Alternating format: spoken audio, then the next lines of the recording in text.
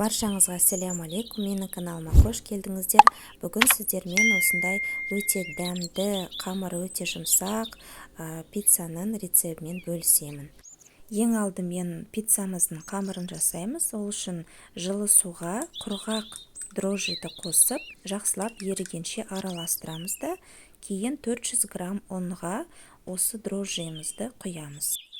Онды міндетті түрде алдын ала ситадан өткізіп алғандарыңыз дұрыс.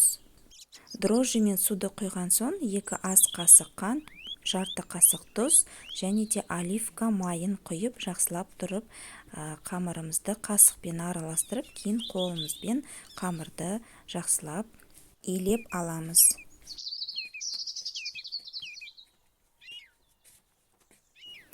Қамырымызды жан-жағынан барлығын жинап, біркелкі етіп қамырды жақсылап илейміз. Кейін жинап болғаннан кейін дастархан үстіне қойып, тағы да қолымызбен жақсылап тұрып илеп аламыз. Енді дайын болған қамырымызды ыдысқа салып, үстінен орамалмен жауып, 40 минутқа жылы жерге қойып қоямыз. Міне қамырымыз осылай әдемі болып көтеріледі. 40 минуттан соң қамырымызды алып, стол үстіне ұн сеуіп, жаңа қамырымызды жақсылап илеп қолмен 3-ке бөліп аламыз. Осы пиццаның рецебімен жасалған қамырдан 3 немесе 4 пицца жасауға болады.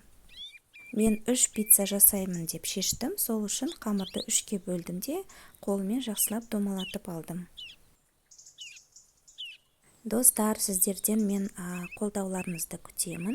Осы видеоның астына пікірлеріңізді жаза отырыңыздар, және де лайк қоюды ұмытпай, қоңырауды басып қойыңыздар. Қоңырауды бассаңыздар, менің жаңа шыққан видеоларымды міндетті түрде көріп отырасыздар.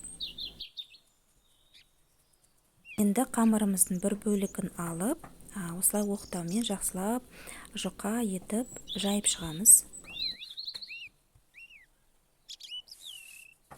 Қамырды жайған уақытта міндетті түрде ұн себуді ұмытпаңыздар. Сол кезде қамырларыңыз оқтауға жабыспайды. Менде қамырдың диаметрі 30 см болып шықты. Енді қамырымызды жайып болғаннан кейін пергаментный қағазымызды противеньге төсеп, осылай қамырымызды жақсылап противеньге салып аламыз. Пиццаның қамырын осылай дайындап болғаннан кейін салмасына кірісеміз. Ол үшін бізге 2 қасық кетчуп, 1 қасық тұз және де 1 сарымсақ керек болады. Сарымсағымызды үкіштен өткізіп аламыз да, сол кетчупқа қосамыз. Жақсылап барлығын араластырамыз.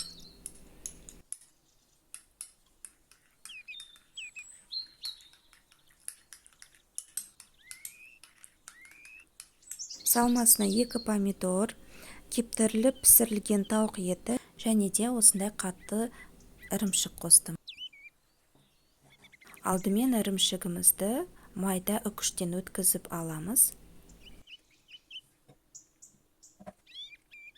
Кейін тауық етті осындай орташа тілімге кесіп аламыз.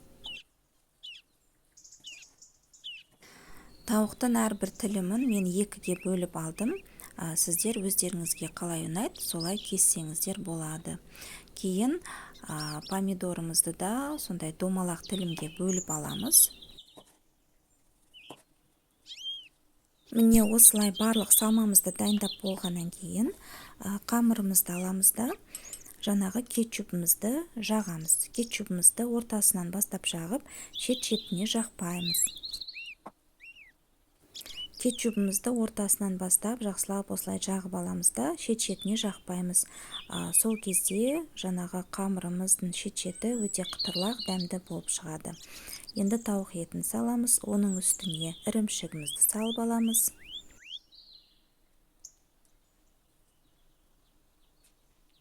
Ірімшіктің үстіне енді помидорымызды салып шығамыз. Енді пиццамызды қызып тұрған пеште 180 градуста 10-15 минуттай пісіреміз.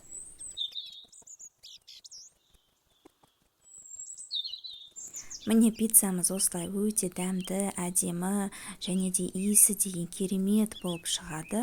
Міндетті түрде жасап көріңіздер, сіздерге 100% ұнайтынына сенімдімін. Сонымен қатар мені қолдап жасап жатсаңыздар менің рецебім бойынша пікір жазып, подписка жасап, қоңырауды басуды ұмытпаңыздар.